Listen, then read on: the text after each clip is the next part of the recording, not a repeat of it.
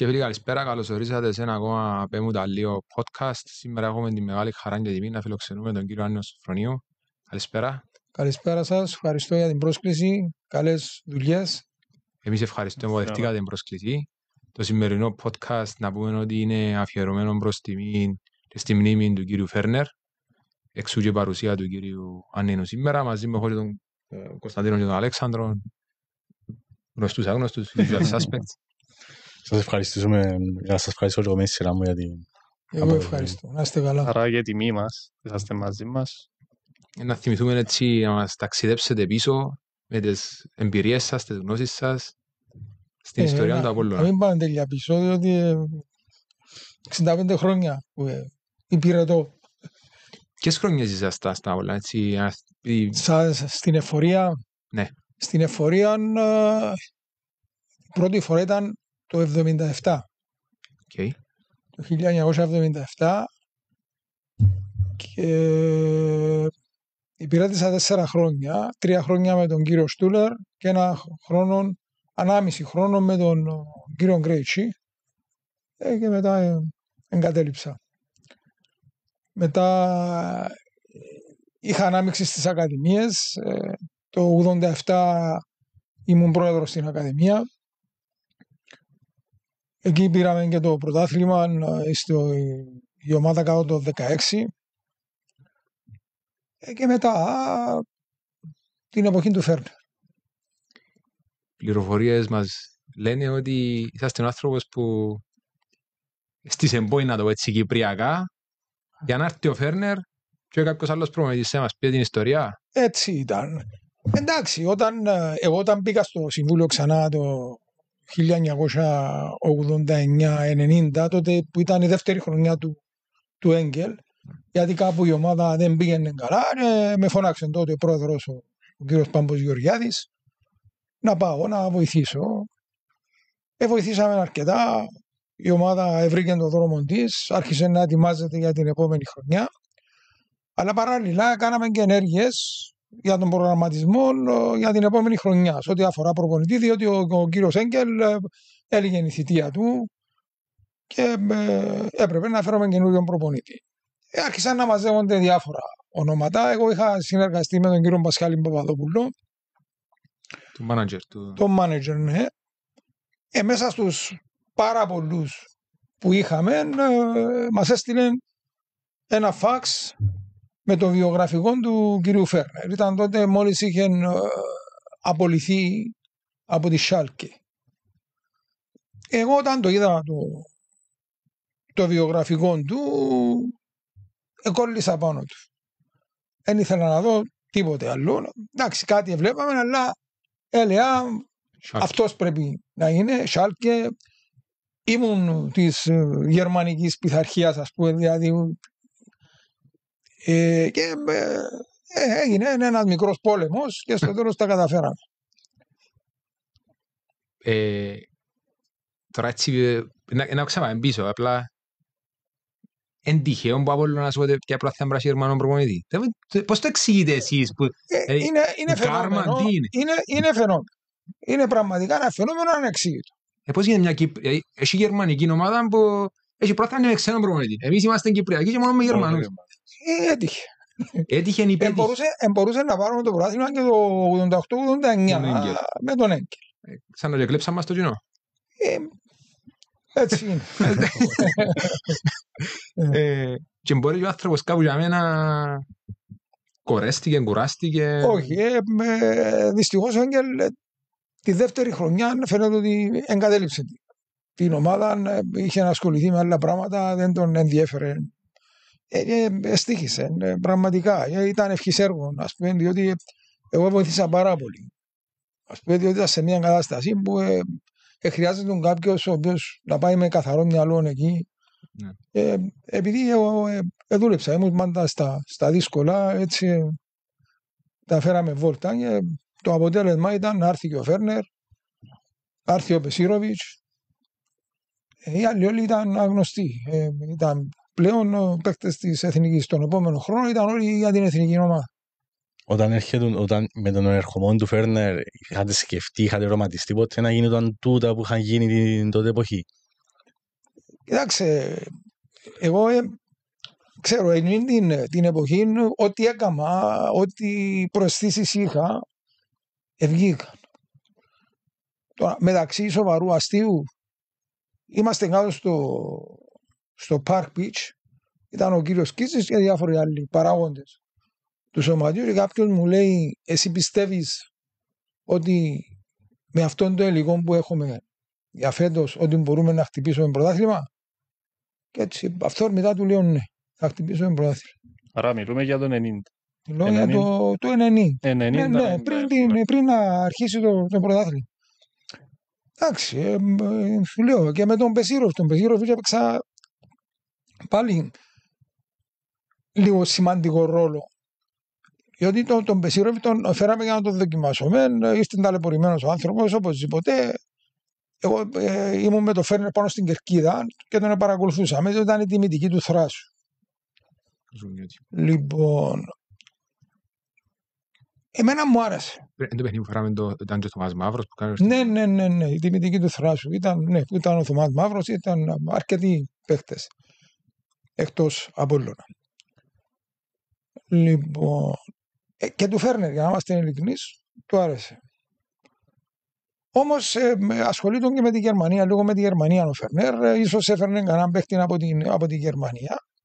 Εγώ επειδή ας πούμε ήξερα την κυπριακή πραγματικότητα, δεν ήταν εύκολο την τότε εποχή να φέρεις παίχτη από τη Γερμανία. Λεφτά, η μισθή μας ήταν πολύ χαμηλή για την εποχή εκείνη. Οπότε πήγα στο ξενοδοχείο έναν απόγευμα, του λέω «Μίστερ, άρεσε σου?» Λέει μου «Ναι, αν είναι, αλλά λέω το άκου να δεις. Εφόσον σου άρεσε, να τον κλείσουμε για να μην τον γυρεύκομαι». Έτσι όπως σας το λέω. Μιλήσαμε έτσι λίγο λοιπά. Μου λέει «Εντάξει, αν είναι, να πάει στο συμβούλιο να συζητήσω για τον μισθό. Αν τα βρούμε τον μισθό, να μην». Και ευτυχώς και σε αυτή την περίπτωση τα βρήκαν και στον μισθό και έμεινε ο Πεσίροβιτς, ο οποίος έδειξε ότι ήταν ένας εξαιρετικός παίκτης, πρώτος σκόρερ από τον πρώτο χρόνο. Σημαντική η συμβολή του, ας πούμε, στην όλη προσπάθεια. Έδεσε μαζί με τους άλλους τους παίκτες, με τον Άγγελο, σαν να έπαιζαν χρόνια μαζί. Φανέλα του Άγγελου πίσω, Ναι, και τον ναι. οποίο το ευχαριστούμε, εγώ και την εταιρεία Κλιμάκο για τις φανέλες που έχουμε σήμερα Ο στο Κλιμάκο ΠΑΚΑ. πρέπει να έχει καλή συλλογή. Απίστευτη συλλογή. Ναι. Μικρό Ευχαριστώ τον μουσείο. κύριο Κώστα. Μικρό μουσείο. Την τη χρονιά είχαμε 2 ξένους, Πτάκ Δύο, και Πεσίροβιτς. Και ο Πτάκ ήταν υπό αμφισβήτηση. Γιατί ήρθε τη χρονιά που η ομάδα πήρε την κάτω βόλτα. Και ο Πτάκ δεν ήξερε ούτε εγγλέζικα, ούτε ελληνικά, ούτε αυτά. Δηλαδή ήταν σε μια κατάσταση, τι να σου πω, ήταν αξιολύπητος. Εγώ όταν πήγαμε στα αποδυτήρια τον είδα, ας πούμε, ξέρεις, στο τέλος έφερα άνθρωποι που μίλαν πολωνέζικα και του είπα, ξέχασε, παρένθεση, ξεκινούμε, νέα εποχή, διότι ήξερα ότι ήταν καλός παίχτης. Ήξερα πάρα πολλά και περισσότερο βασίστηκα πάνω στις κουβέντες του Μακαρίδη, του Γιαννάκη, του Ιωάννου, με τον οποίο είχαμε κάποιες μετά από, διότι αυτούς τους είχα σαν εύφορος, ας πούμε. Και κάναμε παρέες μετά που έφυγα, ας πούμε, και μεγαλώσανε ούτε λίγο. Έκαναμε παρέες. Μέχρι τώρα κάνω παρέες με παίχτες που έπαιξαν το 77-80, ας πούμε. Και έλεγαν ότι ήταν πάρα πολύ καλός παίχτες. Μάλιστα έκανα και μια κίνηση με τον Έγγελ, και τότε έβαζε τον μπροστά ο Έγγελ.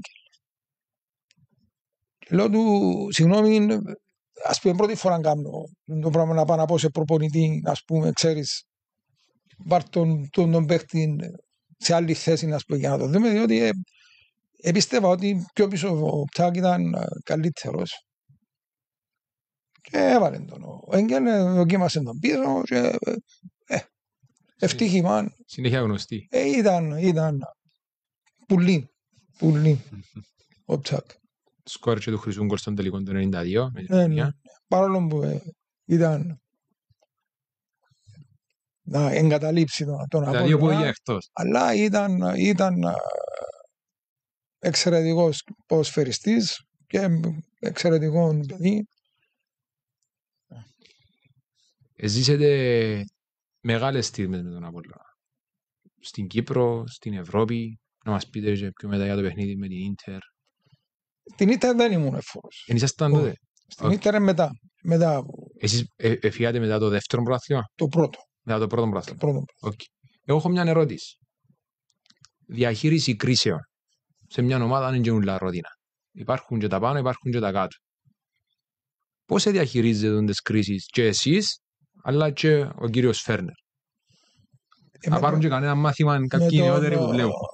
Κοιτάξτε, εντάξει, διαχείριση κρίσεων. Εγώ είχα παίξει πάρα πολύ σημαντικό ρόλο για την περίοδο 77-80. Διότι 76-77 η ομάδα κινδύνευσε να πάει διαβάθμιση. Έδιωξαν τον προπονητή τον κύριο Πανικονιακόβου πριν να λήξει η θητεία του και ανέλαβαν παλέμαχοι ποδοσφαιριστές τη διαχείριση της ομάδας τότε. Ήταν ο Γιαννάκης ο Βασιλιάδης και ο Μακαρίτης ο Μιχαλάκης το Γαβαλού. Και τέλειωσε η σεζόν, γλιτώσαν. Οπότε το προηγούμενο συμβούλιο αποσύρθηκε και είπαν στον κύριο Αντώνη Χατζηπαύλου να κάνει συμβούλιο δικών του. Αρχίσαν οι διαπραγματεύσεις, ποιους να βάλουν, ξέρω εγώ. Την τελευταία στιγμή με πήρε διότι εγώ ήμουν στη συνεργατική τράπεζα και ο γραμματέας του νέου διοικητικού συμβουλίου θα ήταν ο κύριος Δημήτρης Πιτσιλίδης.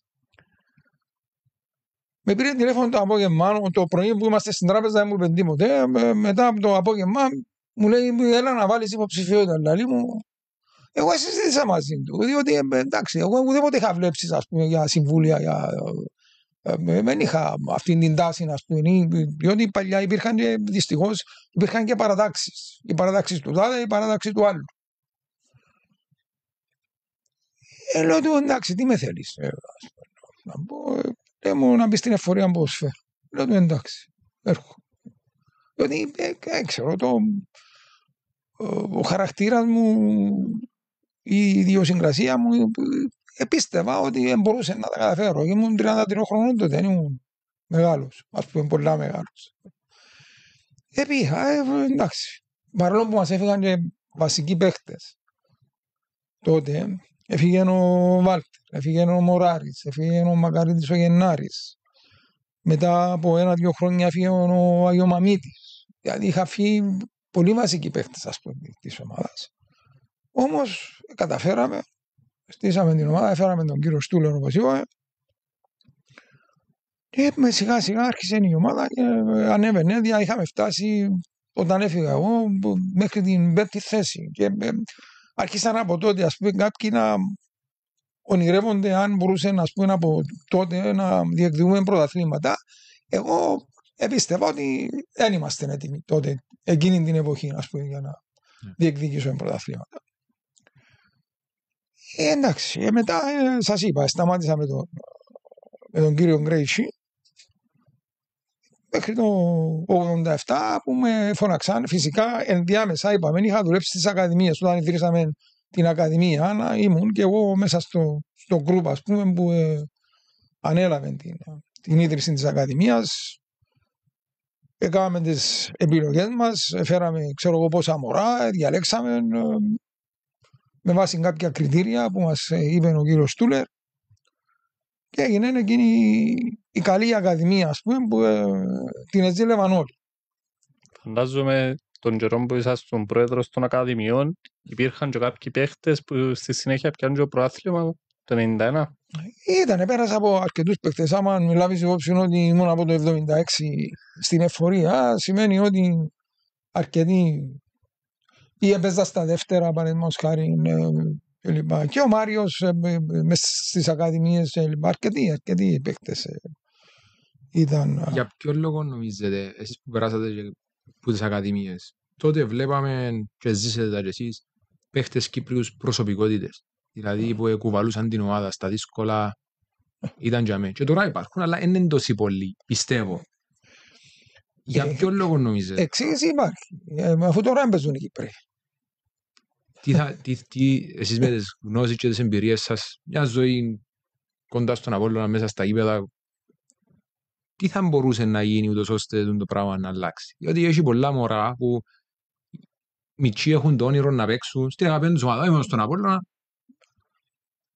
Πώς μπορούμε να δούμε σε εκείνα τα μωρά μια ευκαιρία? Δυστυχώς δεν βρίσκουν ευκαιρίες. Βλέπεις ότι κάποιος ο οποίος πιστεύει ότι έχει κάποια προσόντα, αλλά βλέπει ότι δεν είναι εύκολο να παίξει, φεύγουν. Από 15-16 χρονών φεύγουν, πάσουν κάπου αλλού, ίσως του δοθεί ευκαιρία, ας πούμε, για να πραγματοποιήσουν τα όνειρά τους. Εδώ δεν βλέπεις, διότι ένας ποδοσφαιριστής στα 17-18 χρόνια πρέπει να είναι έτοιμος. Βλέπουμε παραδείγματα στην Ευρώπη. 16 χρονών παίζει η Ισπανία, 18 χρονών, 19, 20. Όλες οι ομάδες δεν φοβούνται να βάλουν τον διάβολο, διότι εκείνη η ηλικία είσαι πλέον όριμος για να μπεις μες στην ομάδα. Μας 27 χρόνια και λαλούμε είναι ταλέντο να ακούω.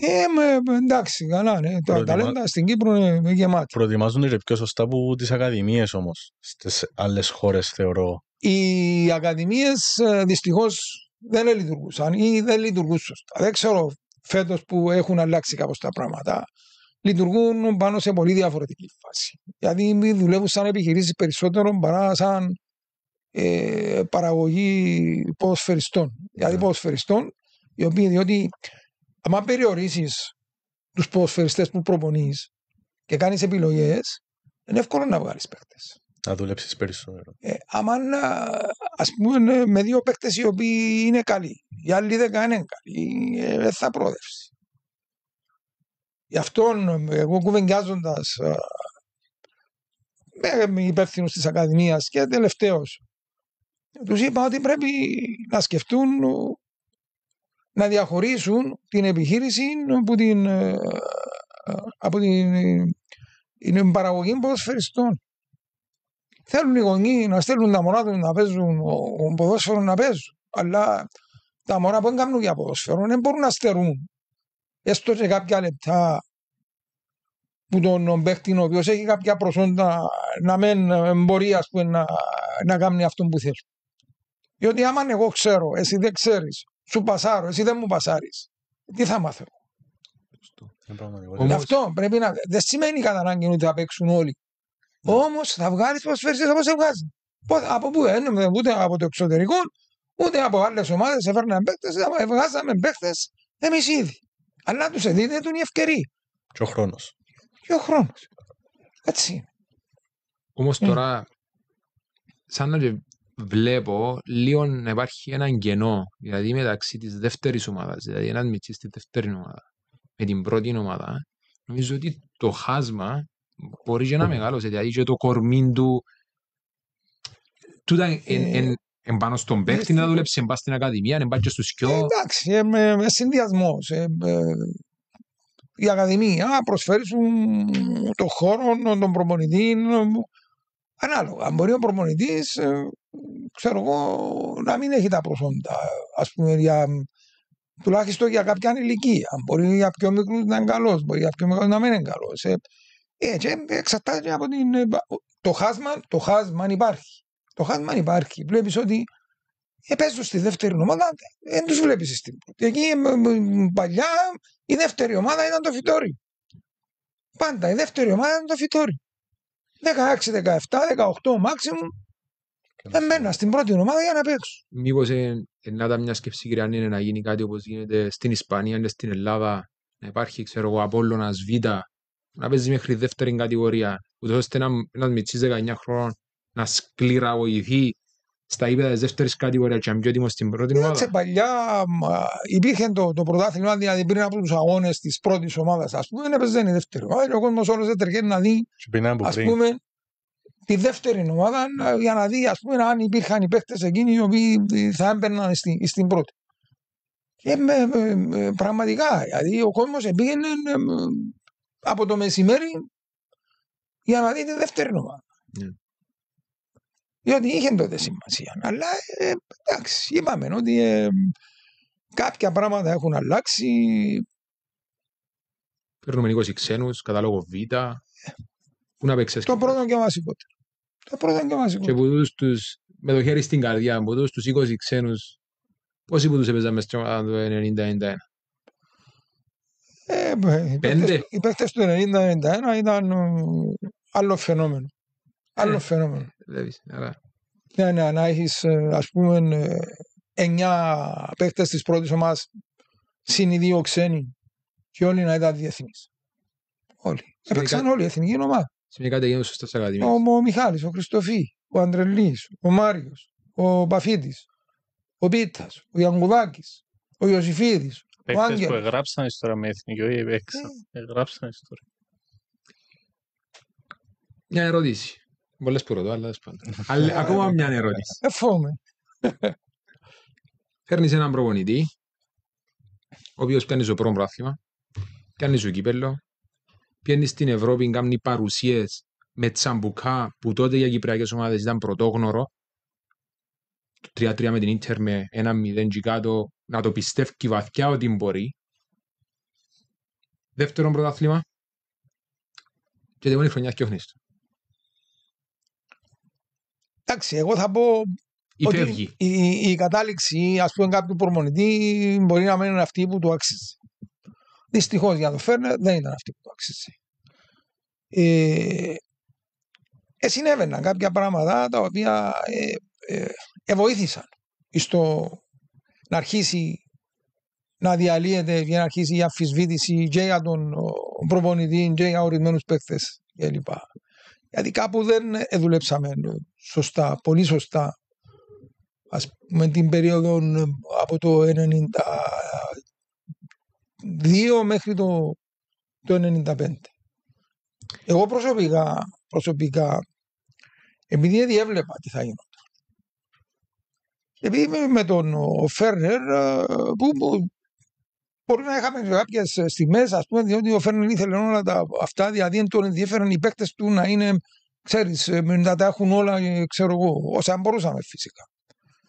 Και κάποιες στιγμές, αν δεν μπορούσαμε να πούμε λοιπά, ξέρεις, δυσανασχετούσε. Όμως, κάτι εμμυρίστηκα, ότι δεν έπιανε καλά. Και ότι θα την επλήρωνε με το Φέρνερ.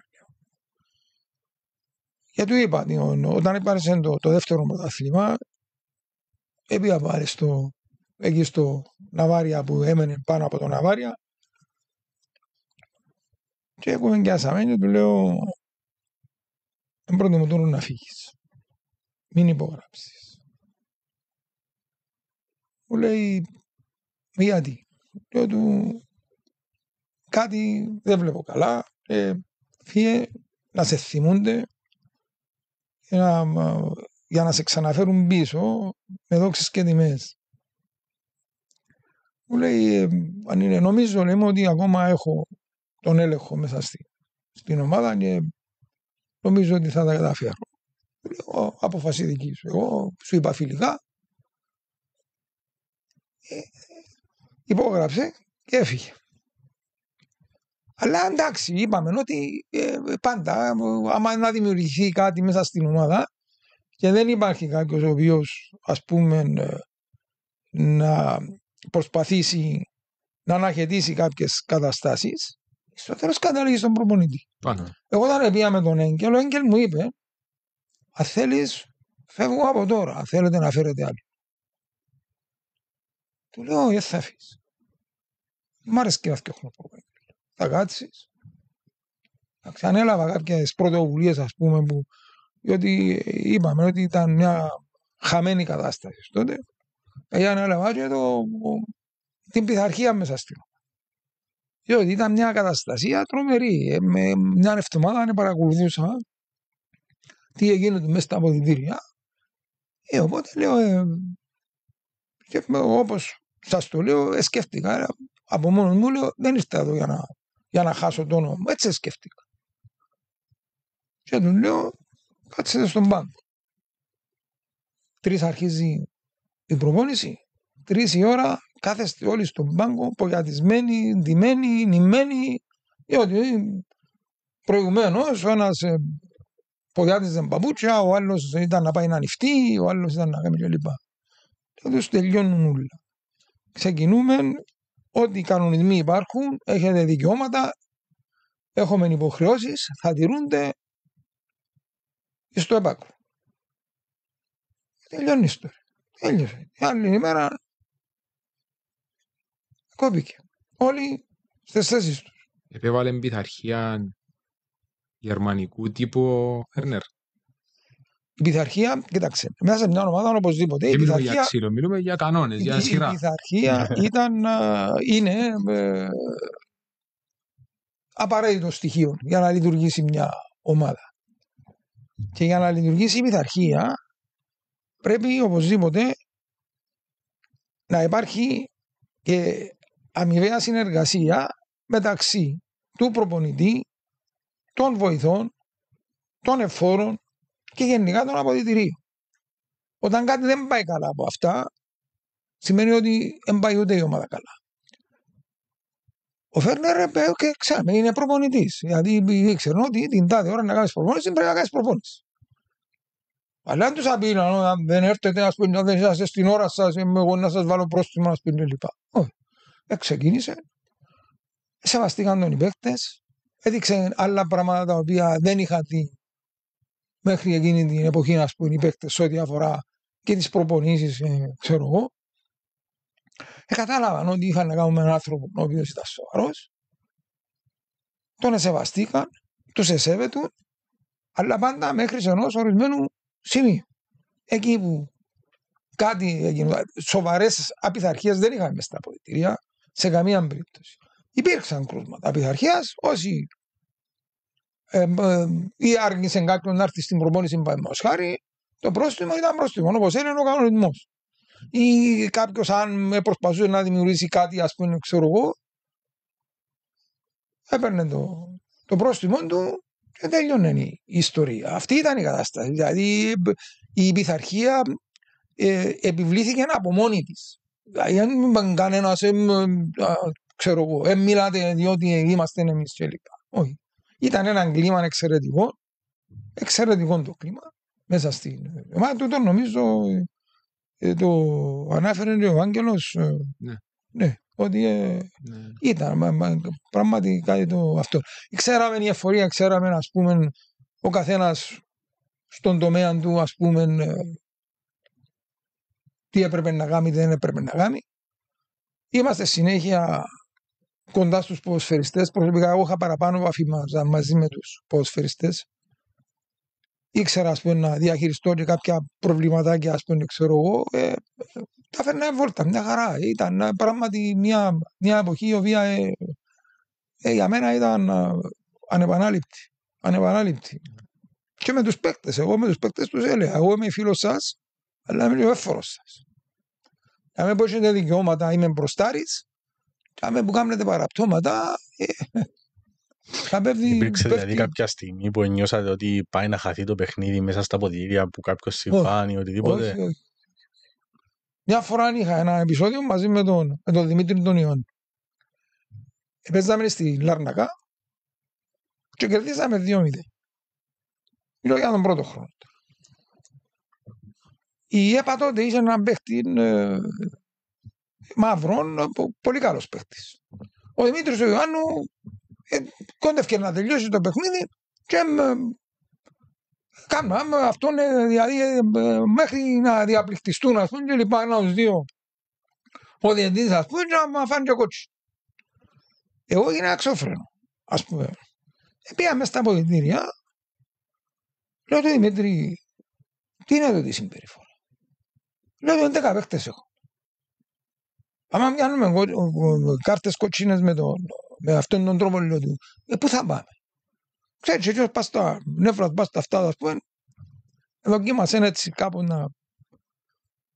Εντάξει, πήγα στο Φέρνερ, λέω του έτσι, θα μπει πρόστιμο. Έβαλε τον ένα πρόστιμο, καλό, δηλαδή ο μισθός του ήταν τότε 200 με 250 οι μισθοί τότε, λίρες.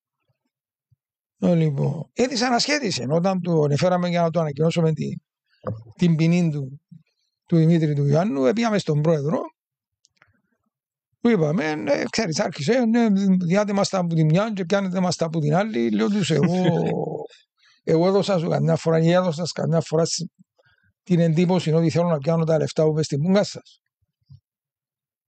Αφού εγώ έρχομαι και λέω σας, το επόμενο παιδί να πάτε καλά, να αυξήσουμε το πριν, να αυξήσουμε τα αυτά, γιατί εγώ δούλευκα για σας. Τελικά εντάξει, πήγαινε να κάνει λίγο αντάρτικο, αλλά στο τέλος ήρθε, απολογήθηκε στον πρόεδρο, πήρε το πρόστιμο, έληξε το θέμα.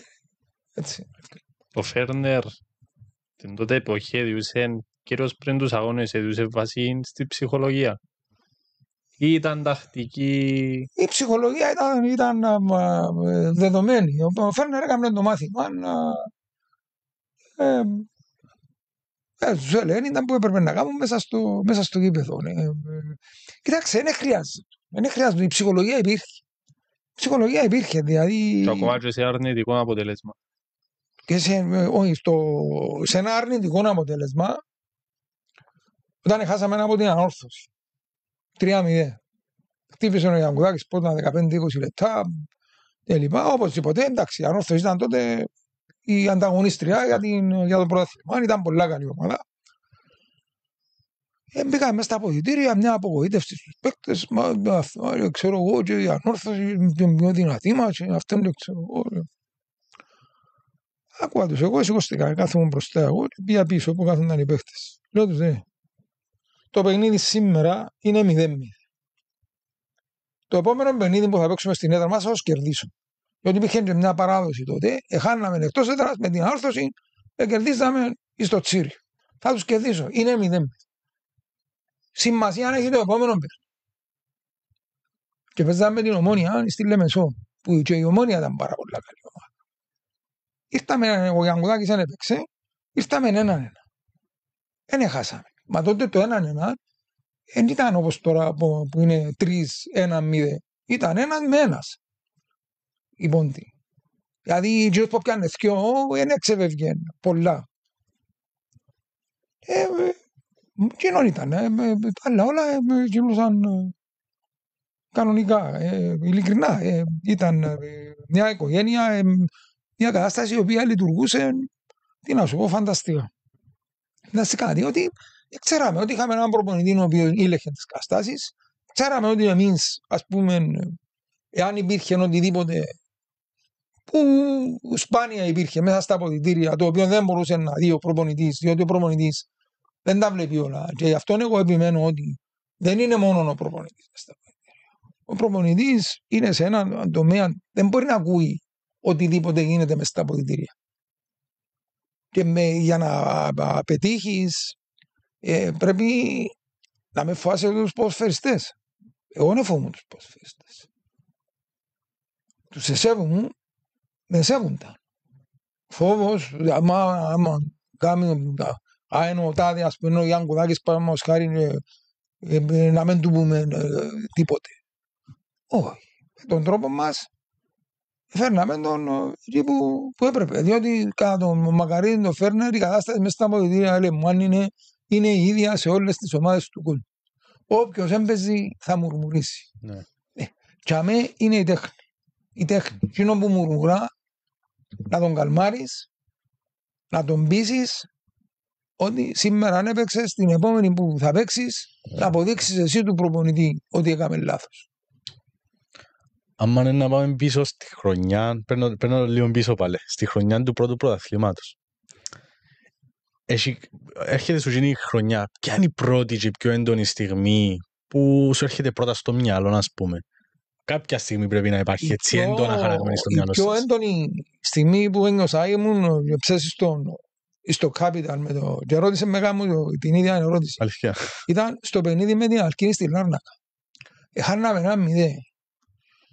Και για πρώτη φορά ένιωσα τόση ανησυχία. Γιατί πάντα ήμουν ψύχρεμος πας στον πάγκο. Ούτε να φωνάξω, ούτε να αυτό. Μπράβο τους παίκτες σε ψύχωση, να πούμε και λοιπά. Την ημέρα δεν ξέρω. Έπιαμε έτσι έναν αυτό, να πούμε, και σηκώθηκα από τον πάγκο και πήγαινα μέχρι το τέλος του γηπέδου και στρέφουμε πίσω. Μέχρι το τέλος του γηπέδου στρέφουμε πίσω και λέω Παναγία μου, να το χάσουμε. Έτσι σκεφτούν να βγάζω. Και κάποια στιγμή σοφαρίσαμε προς το τέλος του αγώνα και ήρθαμε έναν και έγινε αυτό που λέμε επήγαινε η καρδιά μου στη θέση της. Και που ένιωσα έτσι μια έντονη ας πούμε πεποίθηση ότι θα είμαστε ως το τέλος να διεκδικούμε το πρωτάθλημα. Τότε ήταν και από τις μοναδικές φορές που πήγατε στην τηλεόραση. Ο βοηθός προπονητής τότε στην Άρθος ήταν ο Άκης, ο Άγιο Μαμίτης. Λοιπόν, και πήγαμε μαζί στη Λευκοσία. Στις διάφορες ερωτήσεις και λοιπά, είπαν ποιος θα πάρει το πρωτάθλημα. Ο Άγιο Μαμίτης είπε ότι εμείς είμαστε καλύτεροι και να το πάρουμε. Εγώ δεν είπα να το πάρουμε εμείς, εγώ είπα ότι θα το πάρει ποιος που να έρθει πρώτος. Και ήρθαμε πρώτοι. Και ακόμα κάτι, το γκολ του Χρήστου του Ιωσήφη. Το γκολ του Χρήστου του Ιωσήφη ήταν η σφραγίδα. Ήταν η σφραγίδα. Το τρίτο γκολ. Διότι πιέζαμε μας. Όπου τα λέμε πιέζαμε, δεν περάσαμε καλά. Ας πούμε σε το παιχνίδι.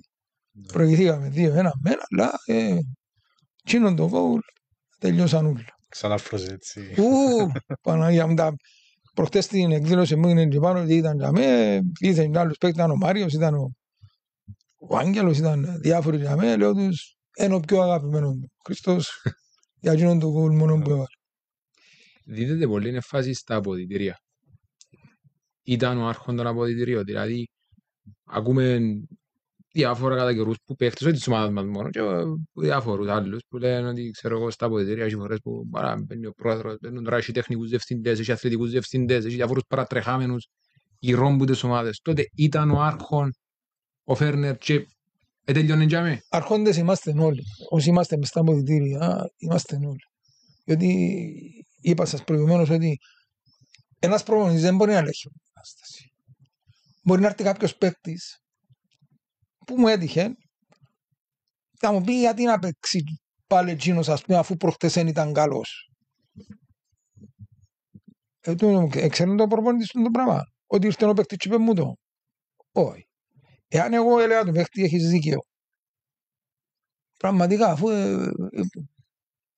το παιχνίδι χάνεται. Το παιχνίδι χάνεται. Εγώ ξέρεις τι του είπα. Δεν θέλω να λέω ονόματα, παρόλο που και ο ίδιος παραδέχτηκε σε μια συγκέντρωση που κάναμε όταν ήρθε ο ΤΑΚ. Και λέει τους να σας πω μια ιστορία που έγινε με τον κύριο Νάνη. Λέει έτσι, είπα του γιατί να παίξει ας πούμε συγκεκριμένα ο τερματοφύλακας. Διότι παίζαμε με τον Απόπη στην Πάφο και δεν ήταν καλός ο Μιχάλης, είχε κάνει και πέναρτη και ευτυχώς το παιχνίδι κερδίσαμε το. Λοιπόν, και τη Δευτέρα ήρθε ο κύριος και μου λέει τι θα γίνει, λέω του τι. Λέει μου, δεν είδες εχθές ο Μιχάλης. Λέω του ναι. Δεν έχει άλλο να παίξει. Λέω του καλά, ο Μιχάλης την παραμένη εβδομάδα επέτασε και πιάσε έναν γκολ μες στο γάμο.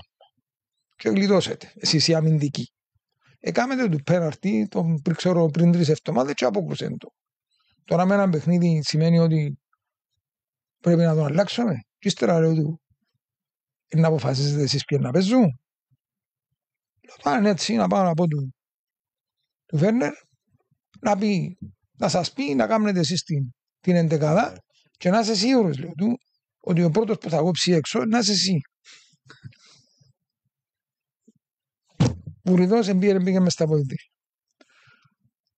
Εγώ πήγαινα πάντα πρώτος και στέκομαι στην ίσο να μπουν μέσα στα αποδυτήρια του Τσιρίου και έφευκα πάντα τελευταίος διότι ήθελα να έχω καταστάσεις για να ξέρω ότι ας πούμε εξεφεύγει κάτι.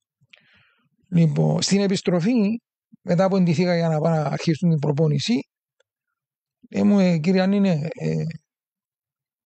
ένα συνέβηκε τίποτε, δεν έκαναμε καμιά κουβέντα. Αυτό που σου λέω ότι υπάρχουν πράγματα μες στα αποδυτήρια. Είπα προηγουμένως ότι δεν εφόμουν τους παίχτες. Τους εφόμουν δηλαδή δεν ήταν να παγιλιώσουν. Όμως, ακόμα και για μένα που μπορούσαν να έχουν δίκαιο, εγώ ανέτρεπα τους το για το καλό της ομάδας, όχι για το αυτό, διότι είναι εύκολο πράγμα. Δηλαδή, να λες του άλλου έχεις δίκιο. Αν έχεις δίκιο, κοινό σημαίνει και στο άλλο κάτι που να γίνει, έχεις ο άλλος δίκιο. Και από τη στιγμή που ανοίγεις παράθυρο, να μπουν όλοι μέσα. Έτσι δουλεύει το πράγμα. Κράτησε τις ισορροπίες. Χωρίς, φυσικά, η συμβολή του Φέρνερ ήταν τεράστια. Ήταν τεράστια, όμως ένας προπονητής τρώεται εύκολα με τον τρόπο που σας είπα. Άμα εγώ που είμαι δίπλα του, ας πούμε, συμφωνώ μαζί με τον παίκτη και βρίσκω το δίκαιο του παίκτη, μα ο ένας είναι να γίνουν δυο, οι δυο είναι να γίνουν 4 και το παιχνίδι είναι χάθηκε αμέσως. Αμέσως. Αυτό είχα γράψει κάποτε μέσα στο Facebook. Υπάρχουν 1000 τρόποι να διώξεις έναν προπονητή και 1-2 τρόποι για να τον κρατήσεις. Δεν είναι εύκολο. Δεν είναι εύκολο. Πρέπει να ξέρεις να διαχειριστείς την κατάσταση. Όμως πρέπει να αλλάξει κάποτε το πράγμα. Δηλαδή βλέπουν να αλλάξουν προπονητές κάθε 5-6 μήνες. Το πράγμα είναι... Σίγουρα πρέπει να αλλάξει. Είναι φαινόμενο κυπριακών. Βλέπεις ότι εντάξει, τώρα να πάμε στην ομάδα. Δεν είναι σωστό. Δηλαδή δεν μπορεί να κάνεις ομάδα. Δεν μπορεί να κάνεις ομάδα. Δηλαδή όταν φέρνεις έναν προπονητή, πρώτα πρέπει να πιστέψεις και με βάση το βιογραφικό του, ας πούμε, πόσο ο προπονητής είναι. Όταν φέρνεις έναν προπονητή, θέλει τον καιρό του να δουλέψει. Δηλαδή, επειδή προπονητής, ας πούμε, σε οποιαδήποτε μεγάλη ομάδα, σε που την πρώτη εβδομάδα έπιασε το πρωτάθλημα, έτυχε μας εμάς, διότι ο Φερνέρ ήρθε και νωρίς, είδε περίπου την ομάδα, έφυγαν και κάποιοι παίχτες εντάξει, όμως η βάση ήταν κιαμέ. Και δούλεψε με αυτούς τους παίκτες. Και δούλεψε και τον επόμενο χρόνο, και τον επόμενο χρόνο, και τον επόμενο χρόνο. Αυτό και θεωρείται ο μακροβιότερος προπονητής. Έτσι λειτουργεί το πράγμα. Δεν είναι απλή υπόθεση. Είναι λογικό. Φέρνεις έναν άνθρωπο πρέπει να στηρίξεις, να φέρεις τους παίκτες του. Οπωσδήποτε. Φυσικά πρέπει να τον στηρίξεις. Αλλά πρέπει να υπάρχουν και οι κατάλληλοι παίκτες. Δηλαδή να μην είναι το φαινόμενο, ας πούμε, το κυπριακό, δεν λέω για τον Απόλλωνα, για να μην νομίζουν ότι ήρθαμε εδώ για να κάνουμε κριτική, ας πούμε, για την ομάδα μας. Είναι το κυπριακό.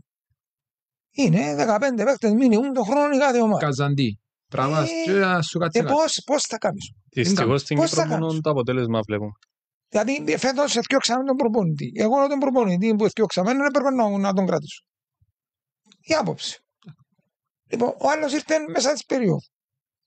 Ήβρε μια ομάδα, ήβρε παίκτες, ήβρε αυτές. Δεν έκαμε την προετοιμασία, δεν είχε άποψη, δεν είχε αυτόν κλπ. Θέλει χρόνο, δεν μπορεί, ας πούμε, να δουλέψει. Άμα δεν έχεις τον χρόνο και την άνεση και να ξέρεις με ποιους παίκτες έχεις να κάνεις, και στον επόμενο χρόνο, αν χρειαστείς 1, 2, 3, 4, να φέρεις 3-4. Δεν μπορούμε να φέρνουμε 15-20. Είπα σου γενικά, όλες οι ομάδες. Γενικά. Και γι' αυτό που οι πλήστες κυπριακές ομάδες έχουν και οικονομικά προβλήματα. Όταν φέρνεις 20 παίκτες τον χρόνο, είναι λογικό. Αφού πρέπει να αποζημιώσει. Η ανόρθωση λέει είναι μπαρκό, διότι είναι πλέον 3-4 παίκτες. Τελικά τους 3 εγκαονίσαν τους, λέει, τώρα που έρχομαι να ακούσα. Εγκαονίσαν τους και έμειναν ο προπονητής τους. Έτσι πάει το πράγμα. Δεν μπορείς χωρίς δηλαδή εντελώς τυχαία να περιμένεις ότι κάτι θα κάνεις.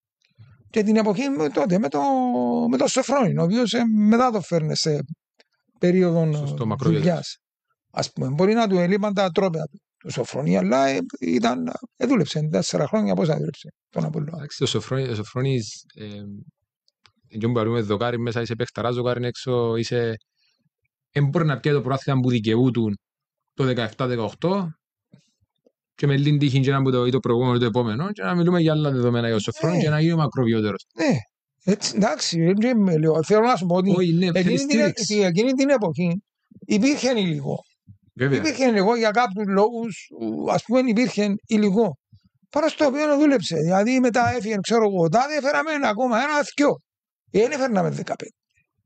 Και του χρόνου πάλι, σε ό,τι αφορά τον Απόλλωνα, μπορεί να φέρουμε άλλους 15. Είμαστε το λάθος. Νομίζω φέτος πρέπει να στηριχτεί ο προπονητής, να κάνεις πιο λίγες κινήσεις και αν έχεις έναν budget και χρησιμοποιήσεις το για πιο λίγους παίχτες, λογικά να πληρώσεις παραπάνω για κάθε παίχτη και να φέρεις και καλύτερον παίχτη. Λογική λέει. Πράγμα να ενισχύουν το πράγμα, δεν ξέρω. Εντάξει, δεν είμαστε. Ξέρουμε πώς βλέπετε την ομάδα φέτος. Εντάξει, η ομάδα δυστυχώς αυτοκτόνησε.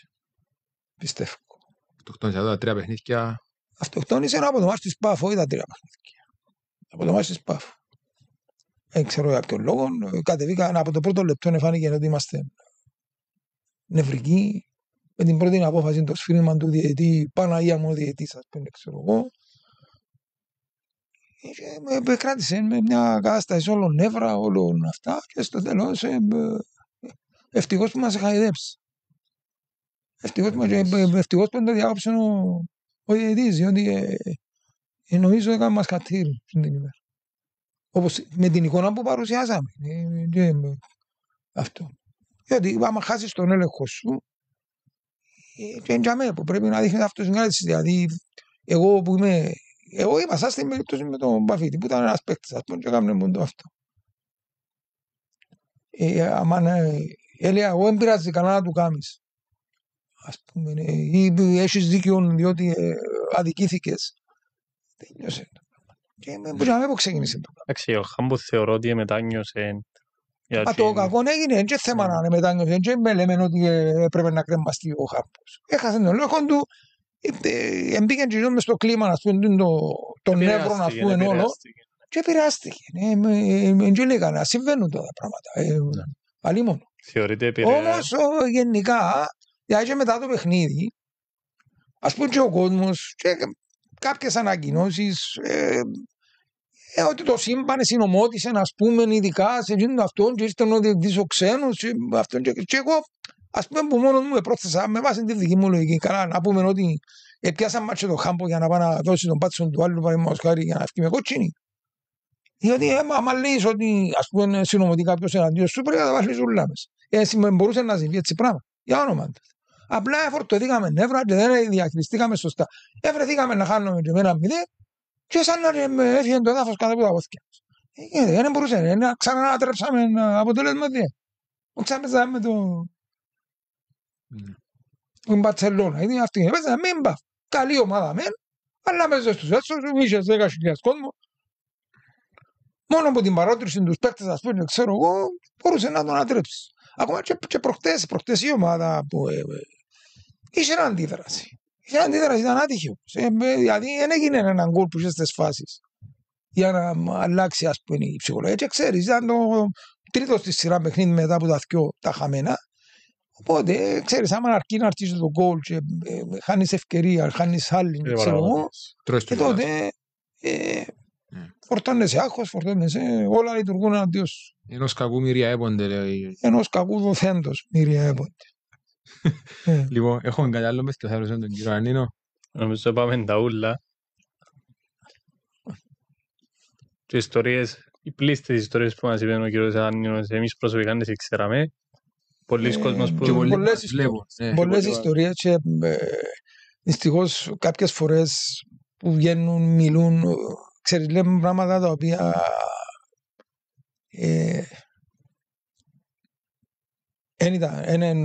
ας πούμε, δεν ανταποκρίνονται στην πραγματικότητα.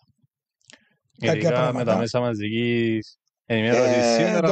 Τώρα, ειδικά, εντάξει, αλλά και στις συνεντεύσεις, ας πούμε, και παίκτες ξεχάνουν κάποια γεγονότα, ας πούμε, βλέπουν μόνο αυτά που θυμούνται, ενώ κάποια πράγματα μπορεί να ήταν λίγο διαφορετικά από τα λες. Εντάξει, εμείς ξέρουμε, ζούσαμε, τα είπαμε. Εσείς είδατε το πρώτο χέρι, γι' αυτό σας έφεραμε και σας ευχαριστούμε ξανά. Το μόνο που έπαιξαμε, πάνω λάμπερς. Θα έπαιξα, αλλά... Μπορούσατε να παίζετε. Αφού κατέβαινα από προπόνηση, αλλά τότε απαγορεύεται από το σχολείο. Δεν επιτρέπεται να παίζεις σε ομάδες πρώτης κατηγορίας, ας πούμε, εντάξει, ξέραμε. Εγώ στην πέμπτη τάξη του γυμνασίου, τα Χριστούγεννα έκλεισα, λέω να κατέβω προπόνηση. Αφού κατέβηκα προπόνηση, ο Καβαλάς, είσαι μου και λίγη αδυναμία. Λέω μου να έρθει να παίξει τα δεύτερα. Και προπονήσεις τώρα, άμα να παίξω τα δεύτερα. Εντάξει. Επειδή παίζαμε με την ΑΕΛ στη Λεμεσό και ένα παιχνίδι με τον Ορφέανη στη Λευκοσία. Και μόλις ανοίξαν τα σχολεία, κάλεσαν μας τρεις, εμένα και ακόμα δυο, στο γραφείο του διευθυντή Και απόβαλαν μας 3 ημέρες γιατί έπαιξαμε μάπα εις τον Απόλλωνα. Εντάξει, έπαιζα στη μειχτή του γυμνασίου. Ας πούμε, ήμουν από τους καλούς τότε της εποχής. Εντάξει, λέω ας πούμε αστέριν, αλλά μπορούσε να παίξω. Εντάξει, ήταν και στις τέτοιες δύσκολες. Μίλησκα στον Αθανάση. Αυτόν, με το ποδήλατο. Μα πόσες φορές. Σχολείο με το ποδήλατο να πάει πίσω με το ποδήλατο. Κάποτε κάναμε και απογεύματα. Μες στα νερά, μες στα πυλά, δεν ήταν εύκολο. Και οι προπονήσεις τότε δεν ήταν κάθε μέρα και οποτεδήποτε. Ήταν Δευτέρα, Τετάρτη, Παρασκευή, παραδείγματος χάρη. Έτσι έδουλευε Άλλες εποχές. το πράγμα. Μετά όμως έγινα και αθλητής. Ήμουν αθλητής καλός. Συμβήκαν μου πολλά πράγματα. Όλα τυχαία. Θα σας πω την ιστορία. Έπαιζα μεταξύ τάξεων στο Λανίτιο. Και ήταν... Και διάκοψαν μας το παιχνίδι γιατί ήταν να κάνουν προκριματικά οι αγώνες στίβου. Νομίζω πρέπει να ήταν για εφηβικούς αγώνες. Την ώρα που ετοιμαζόμαστε να φύγουμε, ήταν ένας από τους γυμναστικούς που μας έκαναν γυμναστική, ο Μακαρίτης ο Ραζής. Λέω του, κύριε Ραζή, να πάω να πηδήσω και εγώ στο μήκος. Έλα Σοφρονίου, λέει. Και πια πήδησα όπως ήμουν με τα παπούτσια της μάπας, μιλούμε τώρα, μπορεί να ήταν και άσπρα, που ήταν τα ρούχια να και τα αυτά, ας πούμε, λοιπά την εποχή εκείνη. Και ήρθα πρώτος. Και ούλοι, ανάρτης, ας πούμε, και ξέρω εγώ και λοιπά. Για κάποιο λόγο, δεν ξέρω, ήταν καλή η οργάνωση, η επόμενη ήταν στο Λανίτιο. Κάπου αρχίσαν, νύχτωσαν, εγώ στην καφή, αλλά είχαμε υπόψη τους. Και μετά ξεκίνησα αγώνες κανονικούς, ας πούμε, Λανίτια, Παγκύπρους μαθητικούς, Παγκύπρους εφηβικούς, ας πούμε, και 2 χρόνια αρκούν πρώτος.